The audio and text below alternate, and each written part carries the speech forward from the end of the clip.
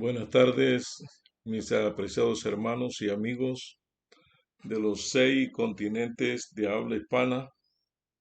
En esta tarde queremos estudiar un tema sumamente importante que aparece en la palabra de Dios y queremos pedirle a Dios que nos ilumine para poder entender este tema esta noche, esta tarde. Querido Dios, estamos otra vez listos para estudiar tu palabra.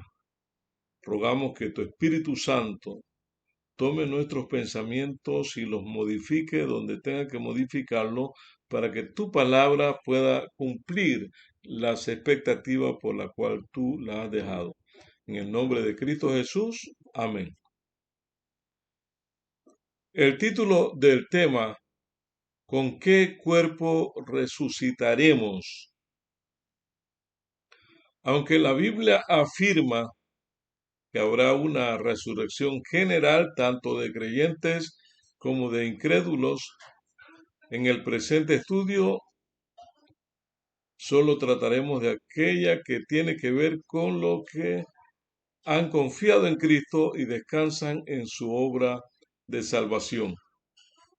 En el libro de San Juan, el capítulo 5, el versículo 28 y 29 nos dice de la siguiente manera: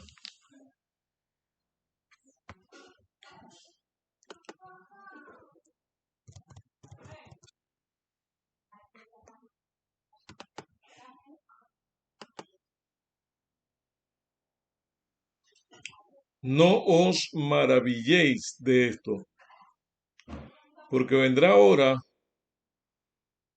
cuando todos los que están en los sepulcros oirán su voz,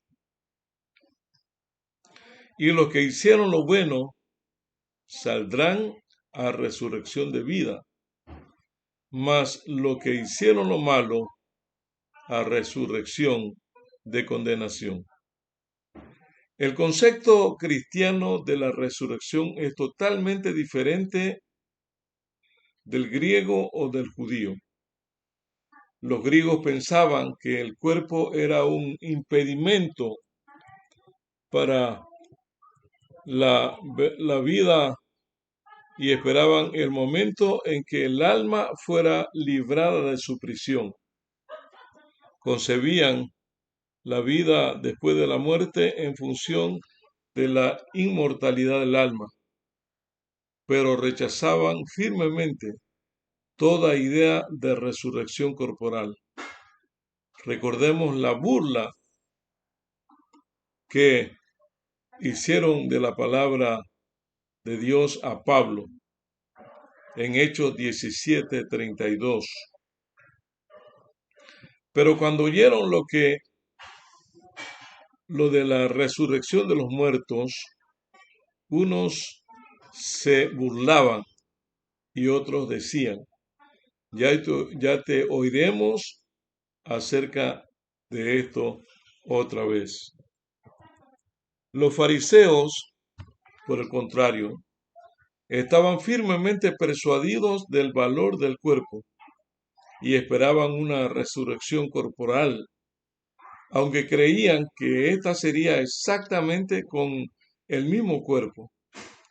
Frente a estas posturas, el cristianismo presenta la resurrección con un cuerpo transformado que será el vehículo adecuado para una vida diferente en la era venidera.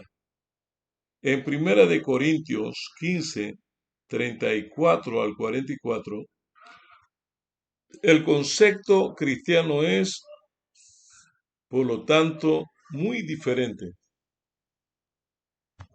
La muerte es una triste consecuencia del pecado, como dice Romanos 5:12.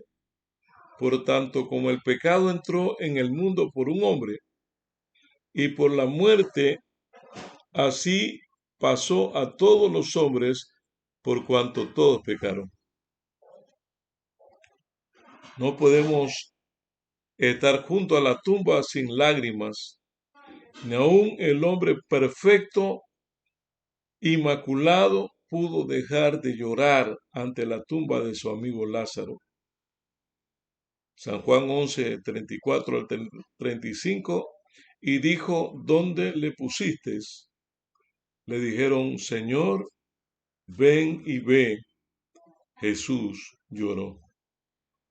Pero otro lado, por extraño que nos parezca, no podemos dejar de ver la muerte como un acto de la misericordia de Dios. Algunos pueden soñar con un elixir de la vida, pero lo cierto es que perpetuar la vida indefinidamente en un mundo bajo los terribles efectos del pecado, lejos de ser un sueño, con el tiempo se convertirá en una auténtica pesadilla. Cuando Dios introdujo la muerte, rompió la oportunidad de la vida en estas condiciones. Y junto con el anuncio de la salvación que se podría o se proponía llevar a cabo por medio de su Hijo, dijo al hombre la posibilidad de empezar una nueva vida completamente diferente. Gálatas 3, 22 al 24. Y dijo Jehová Dios, he aquí el hombre es como uno de nosotros. Génesis 3, 22 al 24. El hombre es como uno de nosotros, sabiendo el bien y el mal. Ahora, pues, que no alargue su mano y tome también del árbol de la vida y coma y viva para siempre. Y lo sacó Jehová del huerto del Edén para que labrasen la tierra de que fueron tomados. Echó pues fuera al hombre y puso al oriente del huerto del Edén querubines y una espada encendida que se removía por todos lados para guardar el camino del árbol de la vida. Dentro de ese plan de salvación, aquí está la gloriosa doctrina de la resurrección que sirve para quitar el dolor y la frustración de la muerte. Con ella Dios revierte las trágicas consecuencias del pecado. ¿Cómo será esta resurrección? Aunque hemos dicho que el nuevo cuerpo de resurrección será diferente del actual, también es cierto que habrá cierta continuidad con el presente. En el cuerpo será similar al cuerpo glorificado del Señor Jesucristo después de su resurrección. En su caso, él podía presentarse delante de los discípulos y ser reconocido por ellos. Lucas 23, 24, 39 al 40. Mirad mis manos y mis pies, que yo mismo soy. Palpad y ved, porque un espíritu no tiene carne ni huesos, como veis que yo tengo. Y diciendo esto, le mostró las manos y los pies. Pero también es cierto que su cuerpo era diferente, como lo demuestra el hecho de que pudiera entrar en una habitación con todas las puertas y ventanas cerradas, San Juan 20, 19, o que pudiera ascender al cielo como lo hizo Hechos 1, 9 al 10. Esta paradoja de continuidad y descontinuidad fue bien ilustrada en la metáfora botánica de Pablo. Una flor sobrepasa con belleza o con mucho la belleza de la semilla de donde surge. De manera similar, nuestro cuerpo presente es débil y perecedero, mientras que el de la resurrección será vigoroso e imperecedero. Primera de Corintios 15, 35 al 44. Pero dirán algunos, ¿cómo resucitarán los muertos? ¿Con qué cuerpo vendrán? Necio, lo que tú siembras no vivifica, sino muere antes, y lo que siembras no es el cuerpo que ha de salir, sino el grano desnudo, ya sea de trigo o de otro grano. Pero Dios le da el cuerpo como Él quiso, y a cada semilla su propio cuerpo. No toda carne es la misma carne, sino que una carne es la de los hombres, otra carne la de las bestias, otro la de los peces y otra la de las aves. Y hay cuerpos celestiales y cuerpos terrenales, pero una es la gloria de los celestiales y otra de los terrenales. Una es la gloria del sol, otra la gloria de la luna y otra la gloria de las estrellas, pues una estrella es diferente de otra en gloria. Así también es la resurrección de los muertos. Se siembra en corrupción, resucitará en incorrupción. Se siembra en deshonra, resucitará en gloria. Se siembra en debilidad, resucitará en poder. Se siembra cuerpo animal, resucitará cuerpo espiritual. Hay cuerpo animal y cuerpo espiritual. Resumiendo, podemos decir que la esperanza cristiana no radica únicamente en la inmortalidad del alma, sino en la resurrección y transformación del cuerpo. Pablo dice que se trata de un cuerpo espiritual, lo que aparentemente significa que satisface las necesidades del espíritu. Este cuerpo espiritual tendrá cualidades de incorruptibilidad, gloria y poder. El caso de Johnny. En 1967, Johnny Erickson, un atleta joven de 17 años, sufrió un accidente al saltar del agua que la dejó completamente tetrapléjica, paralizada desde el cuello hasta los pies. Al comienzo, en el hospital luchó con tenacidad contra su estado, empeñada en volver a andar, pero poco a poco fue asumiendo que su lesión era permanente y que nunca recuperaría la movilidad de las manos o de los pies. Más tarde escribió un libro en el que describía sus sentimientos y emociones en esas circunstancias. Amargura, frustración, resentimiento, ira e incluso depresión con ideas de suicidio. Y también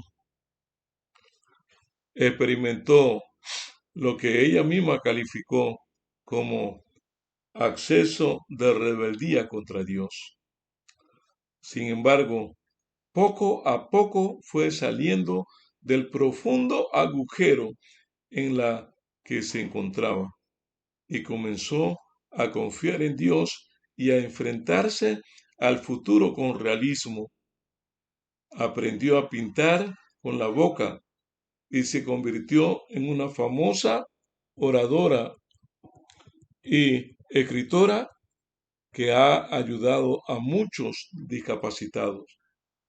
La clave para su transformación fue el redescubrimiento de la Biblia. Encontró gran consuelo en la visión de Jesús en la cruz, inmovilizado, paralizado e impotente, como lo estaba ella. Pero lo que más le ayudó fue la resurrección. Ahora tengo un futuro con esperanza, escribió. La Biblia dice que nuestro cuerpo será glorificados en el cielo. Será el tiempo tras mi muerte aquí el que podré bailar con mis piernas. Es fundamental notar que lo que se sostienen o lo que sostiene a Johnny es la esperanza cristiana de la resurrección con un nuevo cuerpo. Podemos imaginar lo trágico que sería para ella pensar en una resurrección en la que se perpetuarán las mismas lesiones que ahora padece. No puede creer algo así, escribió. Yo que tengo los dedos secos y retorcidos, los músculos atrofiados, las rodillas deformes y no siento nada de los hombros para abajo, tendré un día un nuevo y ligero, resplandeciente y vestido de justicia, vigoroso y vislumbrante. ¿Te imaginas la esperanza que aporta esto a alguien que lesiones en la espina dorsal como las mías? ¿O a alguien con parálisis cerebral, lesiones cerebrales o con esclerosis múltiple? Imagínate la esperanza que este hecho transmite a un maníaco depresivo. Ninguna otra religión, ninguna otra filosofía promete nuevos cuerpos, nuevos corazones y mentes. Solo el Evangelio de Cristo encuentran las personas que sufren una esperanza tan increíble.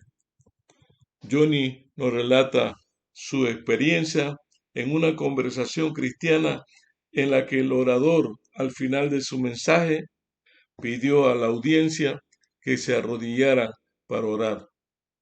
Johnny miró cómo lo hacían, pero por supuesto ella no podía, de modo que fue incapaz de contener las lágrimas.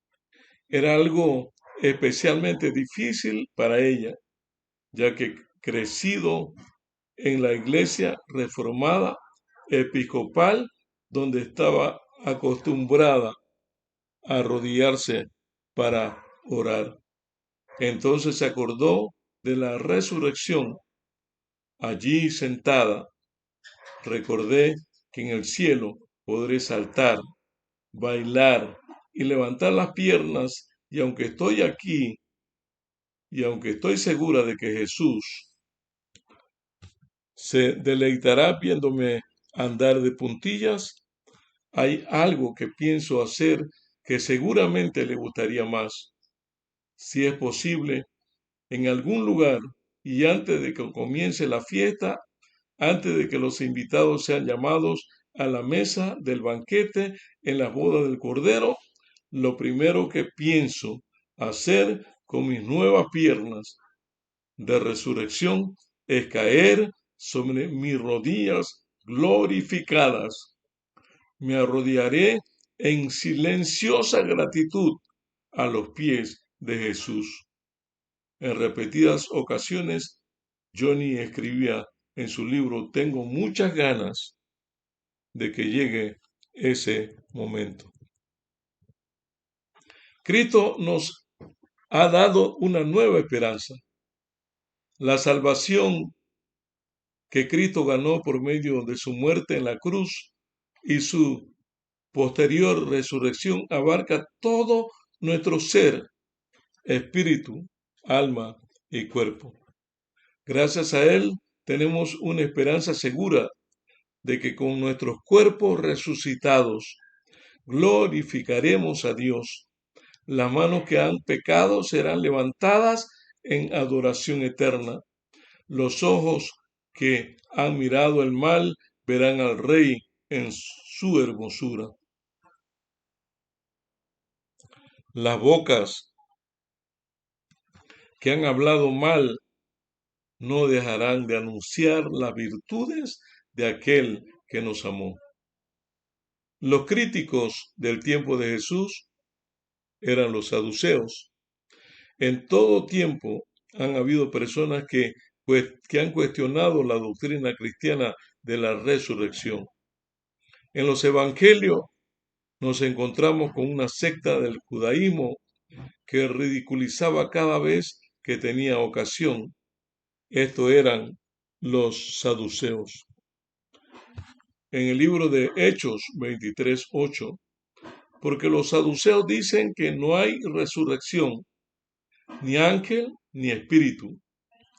Eran una secta muy importante del judaísmo. Aunque no eran muchos, la mayoría de ellos eran educados, ricos y vivían en Jerusalén, la capital. Políticamente eran muy influyentes porque colocaban y colaboraban con las autoridades romanas de ocupación. El sumo sacerdote, al igual que la mayoría de los sacerdotes, eran saduceos. Hechos 5:17.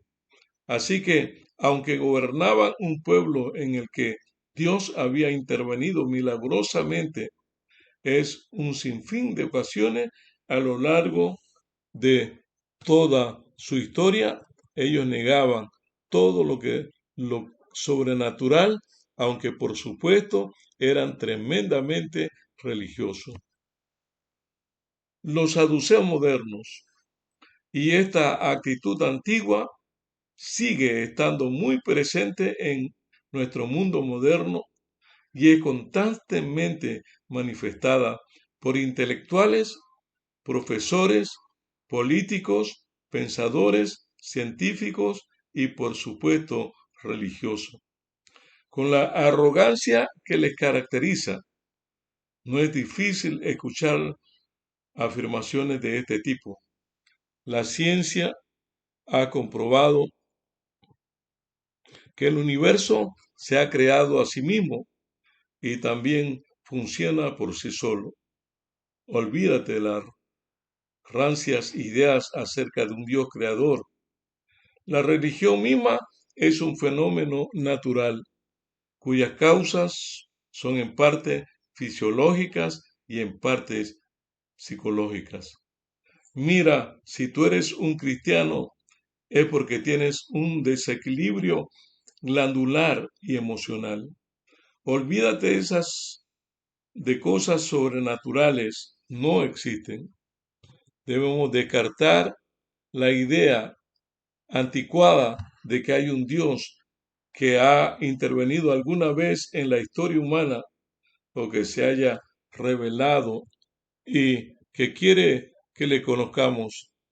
Olvídate de libros inspirados. Todo esto son cuentos de hadas.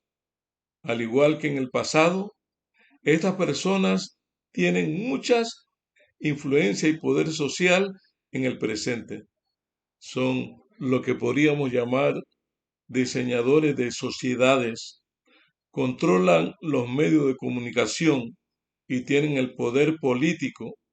Ellos nos dicen lo que tenemos que pensar y se oponen a cualquiera que acepte los valores, aunque por supuesto sin dejar de presumir su pretendida tolerancia.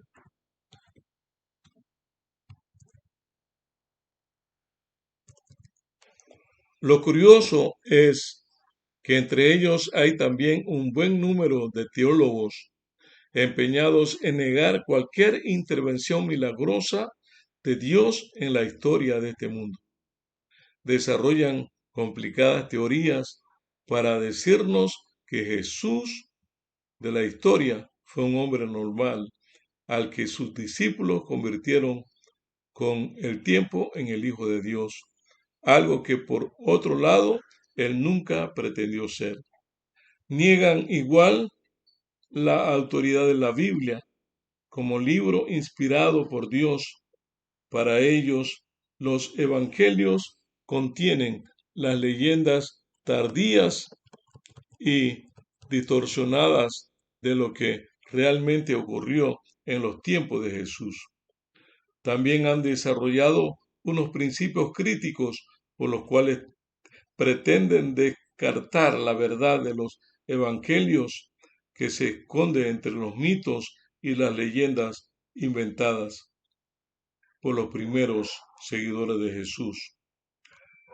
Toda su autoridad depende de ellos mismos. Unos apoyan las declaraciones de los otros y así sucesivamente, hasta que algo que comenzó siendo una teoría se convierte en una verdad indiscutible. En todo esto proceso no se valora ni la historia ni las opiniones de aquellos que no comparten sus postulados. ¿Cómo respondió Jesús a los saduceos de su tiempo? Como la propia Biblia afirma, nada hay nuevo debajo del sol, Eclesiastés 1:9, y aunque muchas de estas personas creen actuar bajo el signo de la modernidad, hace ya 20 siglos había otros que hablaban igual que ellos. Con ellos tuvo que variar encuentros el mismo Señor Jesús. Es muy interesante cuál fue la respuesta que les dio.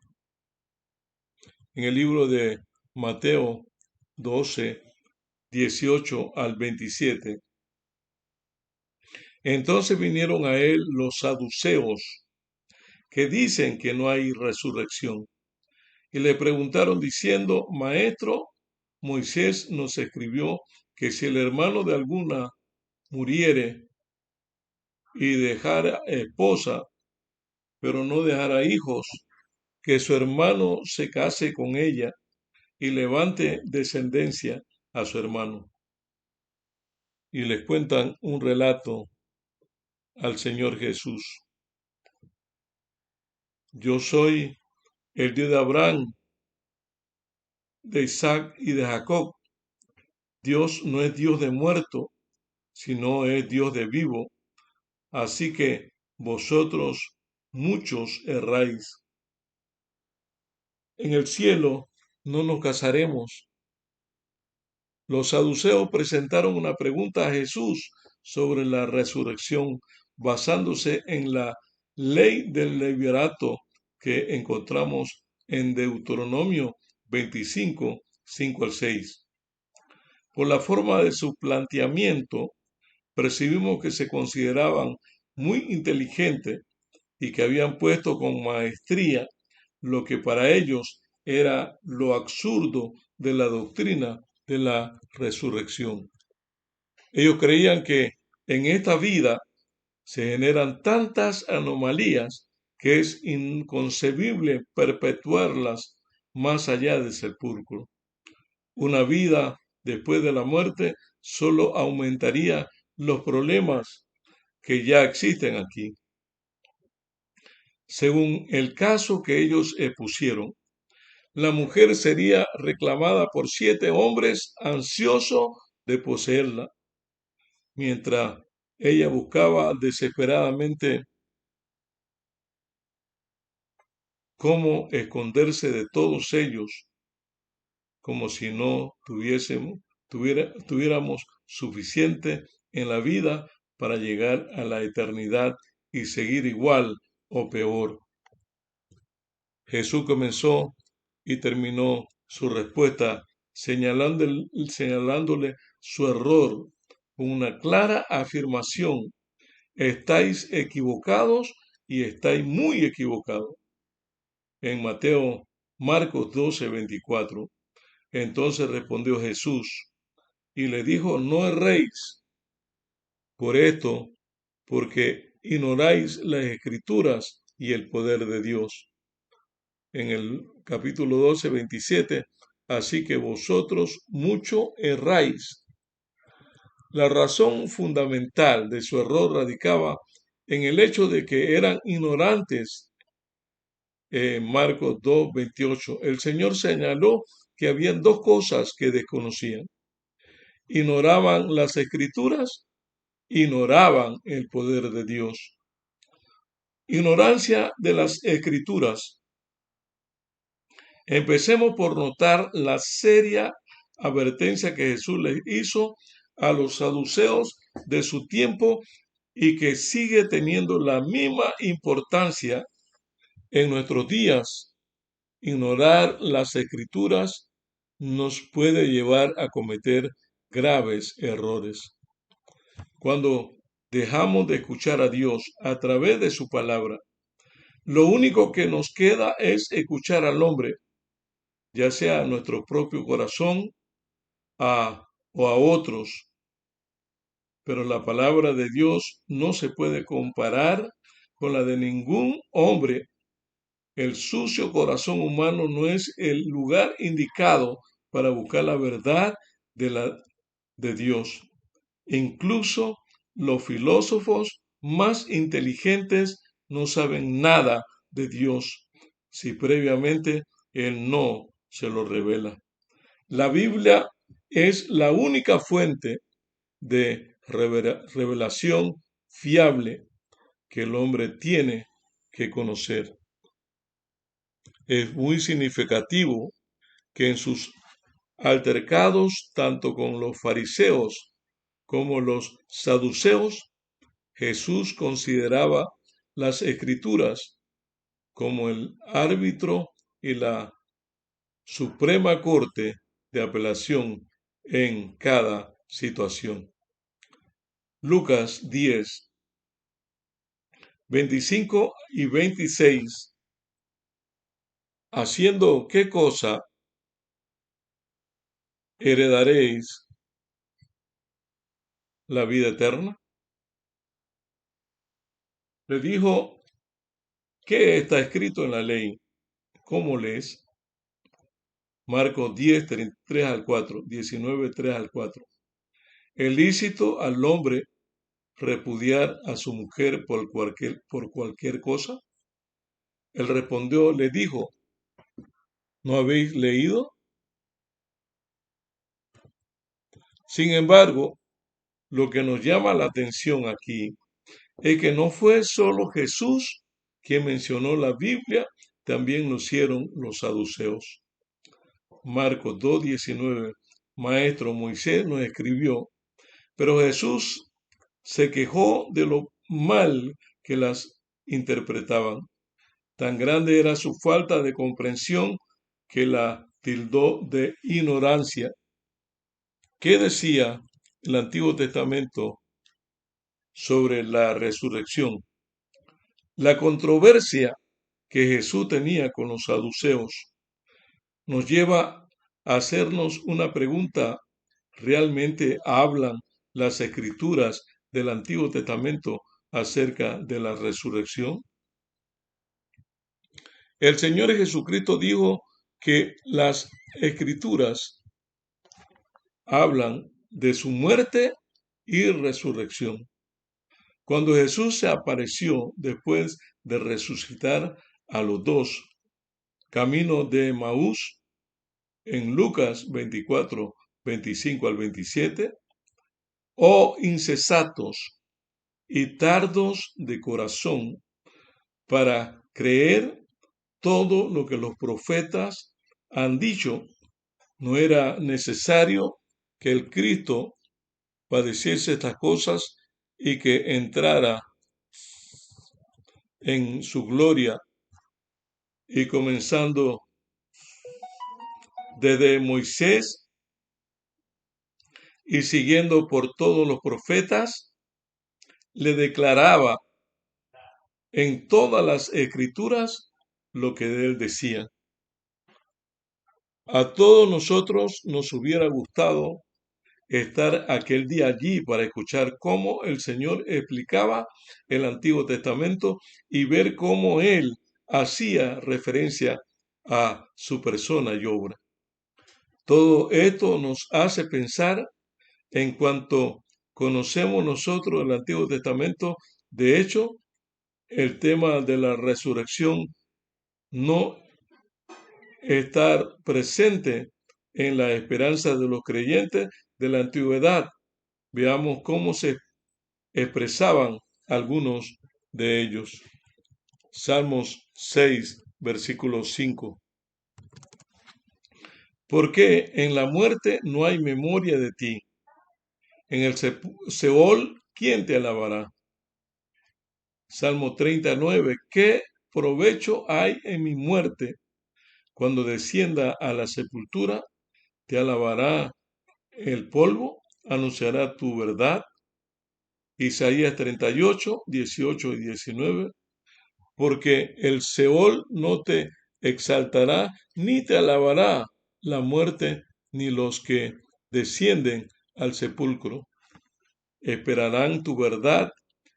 El que vive, te dirá alabanza, como yo hoy, el Padre hará retornar tu verdad a sus hijos. Esto nos enfrenta con el hecho de que Dios realmente había revelado muy poco acerca de la eternidad. Pablo lo reconoció así y añadió que el conocimiento de la vida eterna nos viene revelada fundamentalmente por el Evangelio. Segunda de Timoteo 1:10. Pero ahora ha sido manifestada por la aparición de nuestro Salvador Jesucristo, el cual quitó la muerte y sacó a la luz la vida y la inmortalidad por el Evangelio. Algunos rayos de luz en el Antiguo Testamento.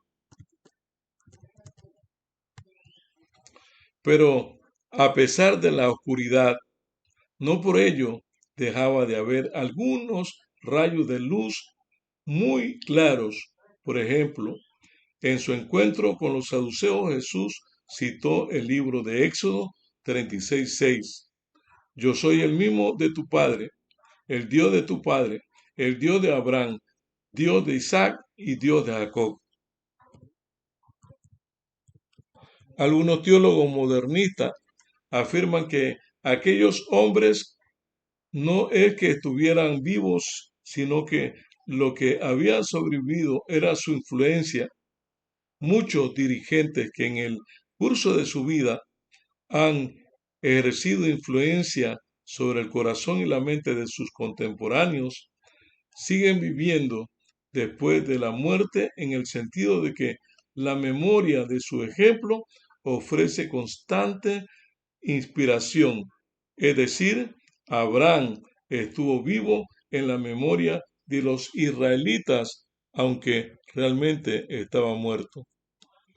Pero cuando Jesús habló de Abraham, lo que dio a entender es que vive y que por lo tanto resucitará. De hecho, Abraham mismo creía en la resurrección. El autor de Hebreos nos pone un buen ejemplo de ello. Hebreos 11, 17 al 19. Por la fe, Abraham, cuando fue probado, ofreció a Isaac, y el que había recibido la promesa ofrecía su unigénito, habiéndose dicho: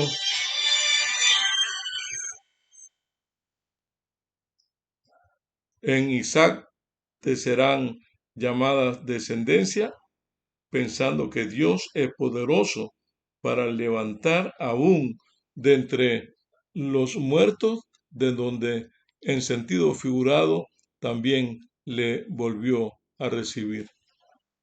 Los saduceos tenían sus mentes cegadas por el pecado y por el prejuicio en el racionalismo o la cultura griega que habían asimilado, ya no se sometían a la revelación de Dios.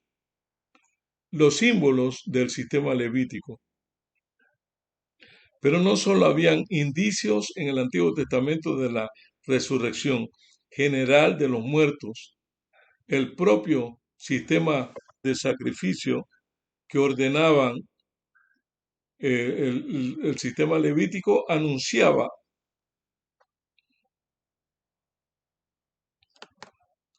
por medio de símbolos la resurrección de Cristo. Asimismo, en una ocasión, después de que Jesús sanara a un leproso, lo envió a los sacerdotes que, como hemos dicho, eran su mayoría saduceos, para que presentaran la ofrenda que mandó Moisés para estos casos, en Mateo 8, 1 al 4. Seguramente aquellos sacerdotes nunca habían tenido que entender anteriormente un caso de un leproso que hubiera sido sanado, así que tal vez tampoco recordarán bien cuáles eran los sacrificios que habían que presentar. Estos lo encontramos en Levítico capítulo 1, versículo 14. Esta será la señal o la ley para el leproso cuando se limpiare. El sacerdote mandará luego que se tomen para el que se purifica 2 avecillas vivas. Después tomará la avecilla viva y la mojará en la sangre de la avecilla muerta y sobre las aguas corrientes, y le declarará limpio y soltará la avecilla viva en el campo. Como podemos ver, este era un sacrificio extraño, puesto que en lugar de un animal eran necesarios 2. Una de las avecillas debía de ser sacrificada y con su sangre se debía manchar a la otra de la que era soltada en el campo. En realidad, por medio de estos 2 animales se anunciaban la obra completa de Cristo. El mismo que murió fue el que también ascendió al cielo. Las señales del pasado. En varias ocasiones Jesús mencionó el caso de Jonás como una señal de su resurrección. Jonás capítulo 1, versículo 17, 2 al 10. Las aguas me rodearon hasta el alma. Rodéame el abismo. El agua se enredó en mi cabeza. Descendí a los cimientos de los montes. La tierra echó cerrojo sobre mí para siempre. Mas tú sacaste mi vida de la sepultura, oh Jehová, Dios mío. En Mateo 12, 39 a 40, respondió y le dijo: la generación mala y adúltera demanda señal, pero señal no le será dada, sino la señal del profeta Jonás. Porque como estuvo Jonás en el vientre del gran pez 3 días y 3 noches, así estará el Hijo del Hombre en el corazón de la tierra 3 días y 3 noches. ¿Por qué estaba Jonás en el vientre del gran pez? Por su pecado. ¿Por qué causa estuvo Jesús en la tumba? Por nuestro pecado. Y de la misma forma que Jonás salió de aquel pez, Cristo lo hizo del sepulcro levantándose. Los anuncios de los profetas. Los profetas dieron ánimo al remanente fiel por medio de la esperanza en la resurrección. o sea, 6:2, nos dará vida después de 2 días. En el tercer día nos resucitará y viviremos delante de Él. Anunciaron la resurrección futura de todos los hombres. Daniel 12:2, y muchos de los que duermen en el polvo de la tierra serán despertados, unos para vida eterna y otros para vergüenza y confusión perpetua. Ignorancia del poder. Hechos 22:8, que se juzga entre vosotros cosa increíble que Dios resucite a los muertos. Los saduceos cometieron el grave error de creer que sí existía otra vida después de la muerte y de la resurrección sería la misma forma de vida que ellos conocían. Ellos no creían que Dios podía crear otro orden de cosas, una vida nueva y diferente en que los problemas terrenales hallarían solución. Subestiman el poder de Dios.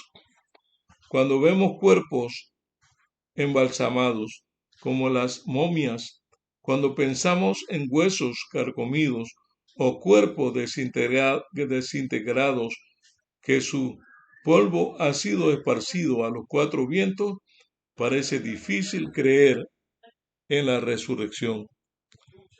¿Podrá Dios volver a formar un cuerpo en estas condiciones? Podemos estar seguros de que para Dios, que dijo la palabra y salió al mundo de la nada, no será difícil llevar a cabo la resurrección. Pero no olvidemos que tal como enseñó el Señor Jesucristo, la vida de la resurrección sería incompleta, diferente en la que ahora vemos. Marcos 12:25, porque cuando resuciten de los muertos, ni se casarán ni se darán en casamientos, sino serán como los ángeles que están en los cielos. Dios no va a resucitar a los muertos volviendo a unir cada una de las células que formaban el cuerpo de la persona en el que, momento de morir, Dios va a hacer cuerpos nuevos según el modelo que tenemos en Cristo. Cristo demostró que tenía poder para resucitar muertos. Primeramente, debemos notar que debían poder sobre la muerte y así lo manifestó cuando resucitó a otras personas. Pero el hecho más glorioso e incomparable fue el de su propia resurrección. Esta es un anticipo y garantía de nuestra propia resurrección con Él. Juan 11:25 le dijo Jesús: yo soy la resurrección y la vida, y el que cree en mí, aunque esté muerto, vivirá. Ya disfrutamos del poder de la resurrección. Los creyentes sabemos que Cristo resucitó y que tiene poder para resucitar nuestros cuerpos en el futuro, porque de hecho ya disfrutaremos de este poder en nosotros. La vida nueva que tenemos en Él solo es posible mediante la resurrección. En Efesios capítulo 2, versículos 5 y 6, estando nosotros muertos en pecado, nos dio vida juntamente con Cristo. Por gracia sois salvos. Así que por Cristo Jesús, Él nos ha resucitado. Pablo oraba para que los creyentes pudieran experimentar este poder de la resurrección de una forma real en su vida. Efesios 1:17-20, para que el Dios de nuestro Señor Jesucristo, el Padre de gloria, os dé espíritu de sabiduría y de revelación en el conocimiento de Él, alumbrando los ojos de vuestro entendimiento, para que sepáis cuál es la preeminente grandeza de su poder para con nosotros, los que creemos, según la operación del poder de sus fuerzas, la cual operó en Cristo, resucitándole de los muertos y sentándole a la diestra en el lugar celestial. Hermanos y hermanas, amigos que me escuchas, tenemos que aprender a vivir la resurrección en Cristo Jesús. Es algo real, es lo que Él enseñó o Él señaló, y es la garantía de que también nosotros resucitaremos, no con este cuerpo mortal, sino con un cuerpo inmortal, no con nuestro cuerpo corrupto, sino con un cuerpo incorruptible. Seremos como los ángeles. Dios determina cómo seremos y lo que seremos, y Él nos hará nuevas criaturas para su honra y su gloria. ¿Cuántos queremos ese día que se produzca en todo el universo la resurrección? Decirle a Cristo que también quieren estar allí para vivir por siempre con el Señor Jesús y gozar la eternidad. Todos los que quieran aceptar ese ofrecimiento, les invito a orar. Señor, gracias. Gracias por tu sacrificio. Gracias porque tú prometes que el imperio de la muerte lo venciste, y hoy nosotros podemos, a través de tu poder, de tu gracia, de tu gloria, resucitar y recibir un cuerpo maravilloso que tú nos darás, y que ya este cuerpo corruptible y este cuerpo pecaminoso, este cuerpo mortal, dejará de ser, para darle oportunidad a un cuerpo espiritual, para poder estar ante tu presencia y adorarte y alabarte por toda la eternidad. Gracias, Señor, por amarnos tanto. En el nombre de Cristo Jesús. Amén. Amén.